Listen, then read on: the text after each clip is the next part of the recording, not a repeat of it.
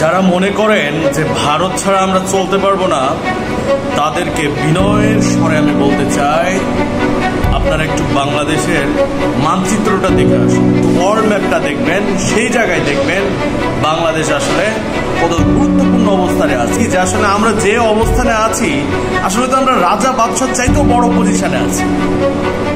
আসলে আমাদেরকে ভারত দ্বারা এমনভাবে নিয়ন্ত্রিত করে রেখেছে আমাদের নেতাদেরকে, যে আমরা তাদের মতো করে ভাবতে আমরা পছন্দ করছি, তাদের মতো করে আমরা আমাদের অবস্থানকে আমরা বিবেচনা করছি।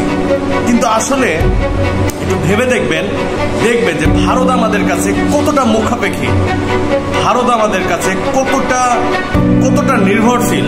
আসলে আমরা নির্ভরশীল নই। আমি বারবারই একটা কথা বলছি, তিন দিকে ভারত আছে, ওকে মেনে নিলাম, ফাইন, কিন্তু আমাদের একদিকে কিন্তু সমুদ্র আছে।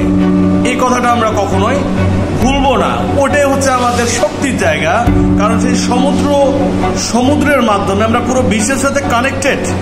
কাজেই ভারত আমাদের অমুক দেবে না, ধমুক দেবে না, এটা করবে না, ওটা করবে না, এটা একদমই আসলে অবান্তর ফালতু কথা। ঠিক আমাদের এই পজিশনটাকে কেন্দ্র করে আমরা যদি শিরদাঁড়াকে শক্তভাবে আমরা নিজেদেরকে তৈরি করতে পারি, গঠন করতে পারি, তবে ভারত আমাদের কাছে 100 বার মাথা নিচু করে থাকবে।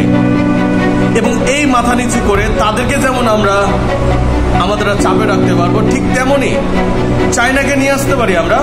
অবশ্যই আমরা অ্যান্টি ভারত, অ্যান্টি ইন্ডিয়া যখন আমরা প্রচারণা চালাচ্ছি, তখন আমাদের উইথ চায়না লাগবো, চায়নাকেও আমরা জায়গা করে দিব, তবে তো খেলা শেষ। আমরা ভৌগোলিকগতভাবে আমরা এমন একটা পজিশনের অধিকারী, যেখানে আমরা ভারত এবং চায়না দুজনের সাথে আমরা ভালো খেলতে পারবো।